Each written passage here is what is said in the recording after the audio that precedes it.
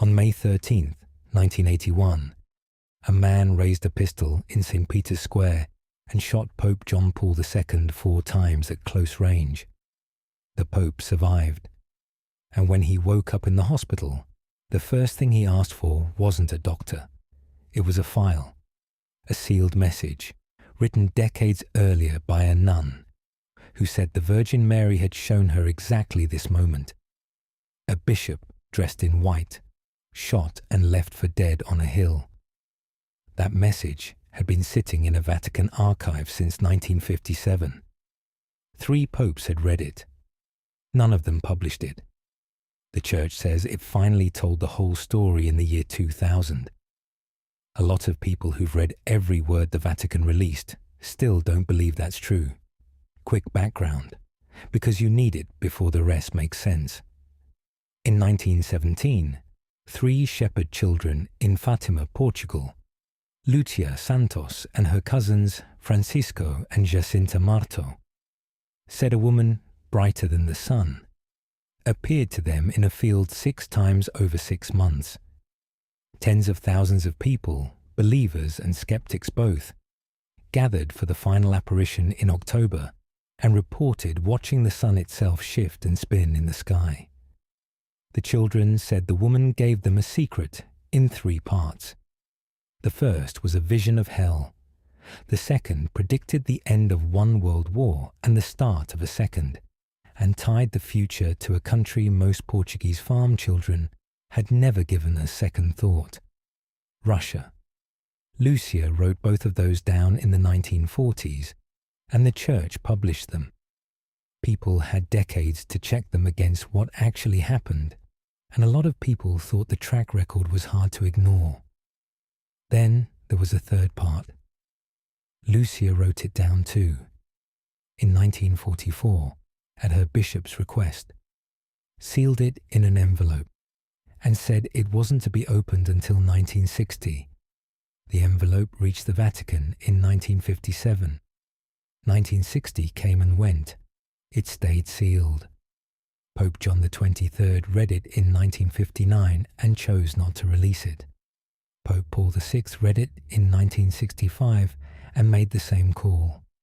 For decades, the only thing the outside world had was a rumor Lucia herself never fully denied, that whatever was in that envelope was bad enough that 2 popes in a row decided the world wasn't ready for it. Speculation filled the gap the Vatican left open: a nuclear war, a great falling away from the faith, from inside the Church itself. The words apostasy and Satan started showing up in second-hand accounts of people who claimed to have seen the text or spoken to someone who had.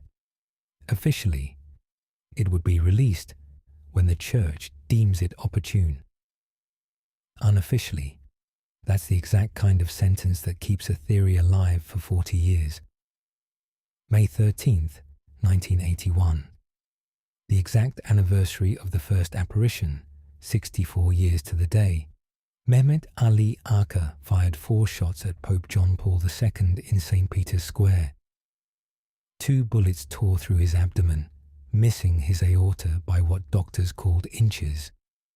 He survived, and he became convinced, publicly and repeatedly, that Fatima was the reason. He later had one of the bullets set into the crown of the Fatima statue in Portugal himself. In the year 2000, the Vatican finally acted. Cardinal Angelo Sodano stood up and announced that the third secret described a vision of a bishop dressed in white, struck down by soldiers while climbing a hill past a half-ruined city, and that this bishop was John Paul II. The assassination attempt, the Church said, foretold 35 years before it happened. The full text was published weeks later. Case closed, according to Rome. Except a lot of people who read that text notice something missing. Where was the apostasy? Where was the language about Satan entering the Church that earlier second-hand accounts had described? Some theologians and Fatima researchers went public arguing that the Vatican had released one part of a two-part document. The vision, but not a second page, a set of words attributed directly to the Virgin Mary that never saw daylight. So here's where it lands.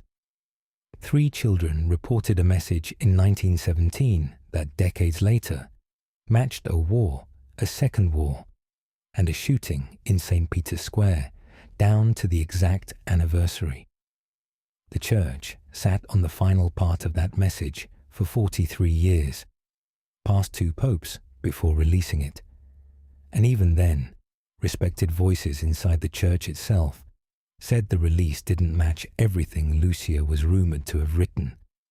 Sister Lucia lived until 2005, mostly cloistered, rarely speaking publicly, and never in a setting free of Church oversight. She's not here to settle it herself. We're not telling you the Vatican is hiding a second page. We're telling you the people who've spent decades studying every syllable of the official record still don't all agree the story is finished. What do you think was really in that envelope?